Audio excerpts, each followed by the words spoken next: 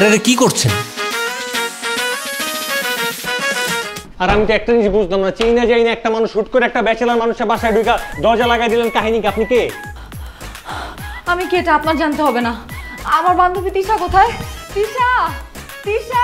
আরে চিৎকার চেঁচামেচি করেন, এটা একটা ব্যাচেলার বাসা, মানুষজন শুনলে খারাপ বলবে। কিরে কে আসছে? এই বাসায় তিশা নামে কেউ থাকে না। দাঁড়ান দাঁড়ান দাঁড়ান, ব্যাচেলার বাসা মানে এটা 39 নম্বর হাউস 201 নম্বর ফ্ল্যাট না? দেখেন ভাই, আমি আমার বিয়ে থেকে পালায় আসছি আমার বান্ধবী তিশার কাছে। তিশা কোথায়? তিশা! আরে বাবা, আপনারে কয়বার বলবো, এই বাড়িতে তিশা নামে কোনো মেয়ে থাকে না, যা থাকে সব ছেলে মানুষ। এটা একটা ব্যাচেলার বাসা, আপনি প্লিজ এই বাসা থেকে বের হয়ে যান কেউ দেখার আগে। কিরে কি ব্যাপার, এই মেয়েটাকে?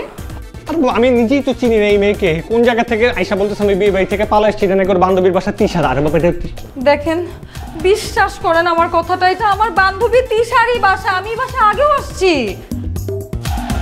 আপু, আমরা কিন্তু এই ফ্ল্যাটে 2 মাস ধরে থাকছি। তিশা নামে কেউ তো এখানে থাকে না। আমার মনে হয় কি আপনার কোথাও ভুল হচ্ছে।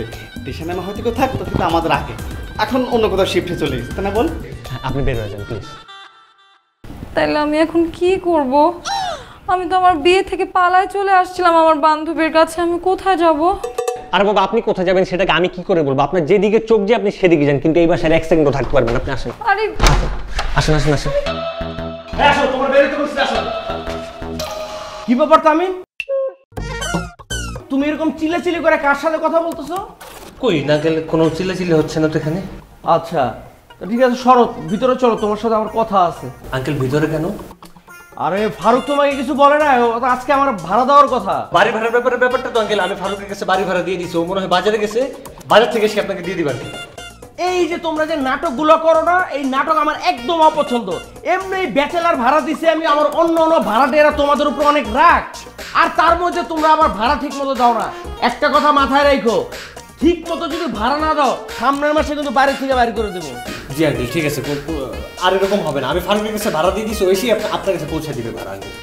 আচ্ছা ঠিক আছে, আমি এখন বাইরে যাচ্ছি, আমি যখন ফিরবো তখন যেন আমি ভাড়াটা নিয়ে উপরে যাইতে পারি, কথাটা মনে রাখো।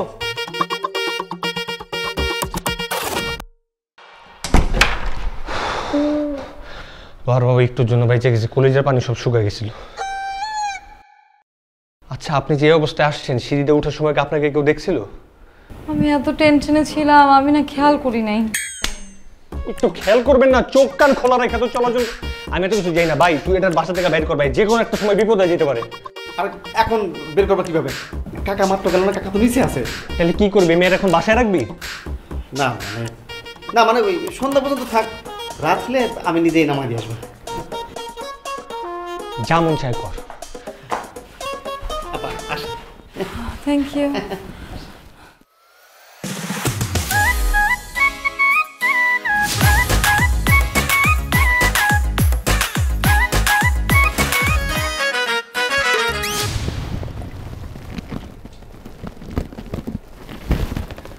Thank you.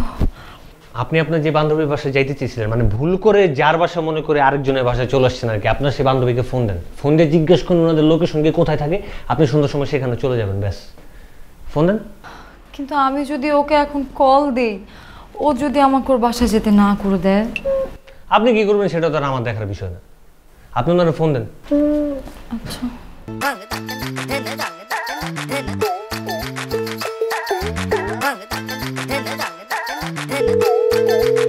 রিং হচ্ছে। হ্যালো, কে? দোস্ত, আমি তিথি। কোন তিথি? তিশা, আমি তিথি, তোর কলেজ ফ্রেন্ড। ছোটবেলায় আমরা একসাথে পড়তাম, আমরা না ফ্রেন্ড। ও আচ্ছা, হ্যাঁ বল। দোস্ত, আজকে না আমার বিয়ে ছিল, আমি আমার বিয়ে বাড়ি থেকে পালায় তোর কাছে চলে আসছিলাম, কিন্তু এসে দেখি এখানে তুই থাকিস না, এটা তোর বাসা না। আচ্ছা শোন না, আমাকে তোর বাসার অ্যাড্রেসটা একটু দে, আমি তোর বাসায় চলে আসি। আরে না না, এরকম ঝামেলা নিয়ে আসলে আম্মু আমাকে মেরেই ফেলবে। দোস্ত